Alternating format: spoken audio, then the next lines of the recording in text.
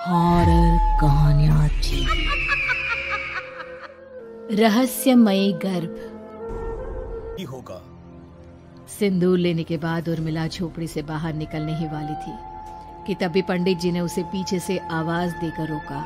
उर्मिला, उस लड़की का पेट काट कर हैवान को बाहर निकालना ही काफी नहीं होगा। तुम्हें ध्यान रखना होगा कि ये सब करते हुए उस बच्चे का जो आधा बूढ़े का शरीर है उस पर सिंदूर की एक बूंद भी ना लगने पाए, क्योंकि अगर ऐसा हुआ तो वो तुम्हें और बाकी सबको कच्चा खा जाएगा। पंडित जी की बात सुन उर्मिला की आंखें फटी रह गई और उसके शरीर में डर की लहर दौड़ गई। फिर भी उसने हिम्मत की। ठीक है पंडित जी, मैं पूरी कोशिश करूंगी कि मैं उस हैवान को वहीं के वहीं खत्म कर पाऊं। इसके बाद उर्मिला तेज कदमों के साथ घर वापस आती है। दिन बीतता है, रात का अंधेरा छाने लगता है। शालिनी खाना खाकर सोने चली जाती है और उर्मिला लगातार उसके गहरी नींद में सो जाने का इंतजार करने लगती है। जिसके बाद उर्मिला दबे कदमों से शालिनी के कमरे में पहुंच गई। मुझे ये करना ही होगा। अब उर्मिला ने धीरे धीरे शालिनी के पेट पर पंडित जी का दिया सिंदूर लगाना शुरू किया। उर्मिला के हाथ बुरी तरह से कांप रहे थे। उसके एक हाथ में चाकू था जिससे वो पेट काटने वाली थी। उर्मिला ने एक नजर शालिनी के चेहरे की तरफ देखा और फिर डरते हुए उसके पेट पर चाकू चलाना शुरू किया। कमाल है, मैं इसका पेट काट रही हूँ और ये आराम से सो रही है। इससे दर्द नहीं हो रहा क्या?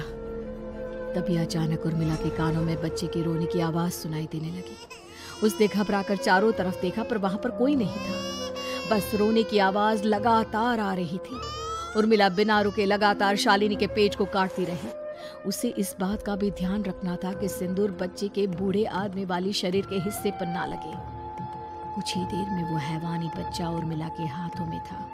उसने बड़ी ही सावधानी से उस बच्चे को बाहर निकाला और पंडित जी के कहे अनुसार उसे घर से दूर जलाने के लिए ले गई।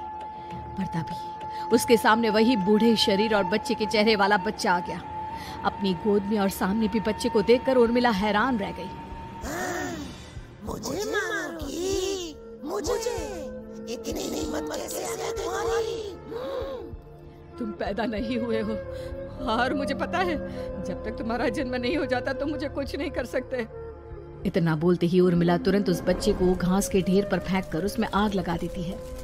जिसके तुरंत बाद वो बूढ़े आदमी के शरीर और बच्चे के चेहरे वाला अजीब तांत्रिक का भूत भी वहां से गायब हो जाता है। कुछ देर बाद उर्मिला घर पहुंचती है तो वो ये देखकर हैरान रह जाती है कि शालिनी का पेट अपने आप जुड़ चुका था। शुक्र है भगवान का और उन पंडित जी का, अब सब ठीक हो जाएगा। सुबह शालिनी सोकर उठती है तो अपना पेट देख पूरी तरह घबरा जाती है। चाची, चाची ये सब क्या हो गया? मेरा पेट अचानक कम कैसे हो गया?